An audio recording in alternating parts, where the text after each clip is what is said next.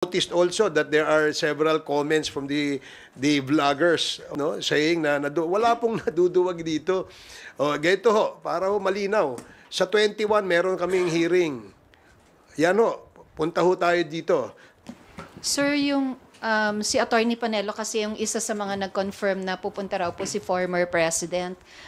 Tapos, with the cancellation of the hearing, may mga posts po kasi online saying na baka naduwag daw yung Quadcom.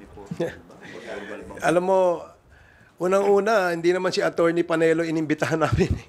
Di ba? It was the former president ng aming inimbitahan. And we were informed that the lawyer or the counsel of the former president, where we also received letters from the law office of Attorney Delgra. Yun lang yung hinihintay namin na information. So kung social media, wala akong pupunta. Kung nagtatawag kayo ng mga vloggers, parang disrespect yan sa atin dito sa sistema ng ating imbitasyon. Do not invite in the social media. Kung gusto nyo, sumagot kayo, sulatan nyo kami. Diba? Sulatan nyo kami kung kayo ay pupunta. Hindi yung sa social media kayo magsasalita. Of course, we appreciate the fact that pupunta ang ating dating Pangulo dahil yun naman po ang request ng ating mga kasamahan sa Quadcom, no? Na magkaroon ng talakayan, magkaroon ng palitan ng idea tungkol dito sa usapin sa EJK at usapin sa drugs, no, na kung saan ay centerpiece ng kampanya ng ating dating administrasyon. Kaya nga gusto sana nating marinig mismo mula sa ating dating Pangulo kung ano yung mga kasagutan na kanyang ibibigay dun sa mga tanong na pinaghandaan ng ating mga Quadcom members. So, wag po nating I noticed also that there are several comments from the vloggers of I don't know which camp is that, no, saying na wala pong naduduwag dito.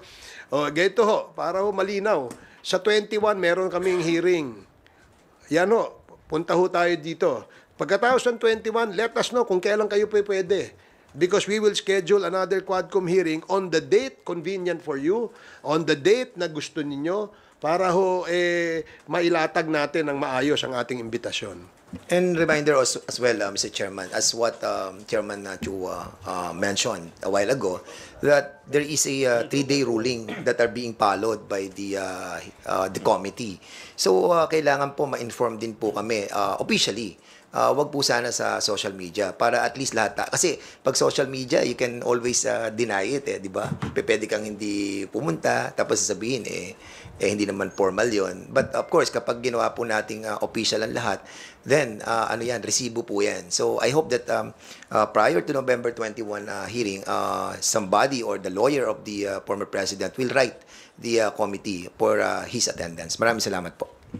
Sir, clarification lang. At this point in time, walang natatanggap na kahit written or digital communication from the camp of former President Duterte na dadalos sana dapat sila bukas? Wala po kami natatanggap hanggang sa ngayon.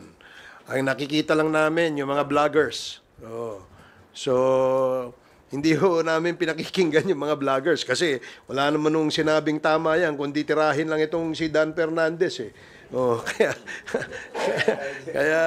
kaya yun ho ang aming we wrote to them inviting them. Then we also gave them a notice of cancellation via email, via Viber text messages, and all other forms of communication. Yun lang ho ang iniintay namin. Kung meron hong letter sa amin, wala ho kami natatanggap. At dahil nga po, nung Monday pa, bago po sinabing pupunta si former president sa hearing, sinabi ho yun, na-cancel na namin Di ba? Na-cancel na ho. Bigla hong nasabing pupunta. Hindi naman ho ganun ang proseso. Di ba? Ang proseso, may imbitasyon kami at hinihintay namin yung reply. But even prior to the reply to our invitation, ay na-cancel na po namin. Kasi nga po, sa nabanggit kong rason kanina kung bakit po namin kinancel. Thank you, sir.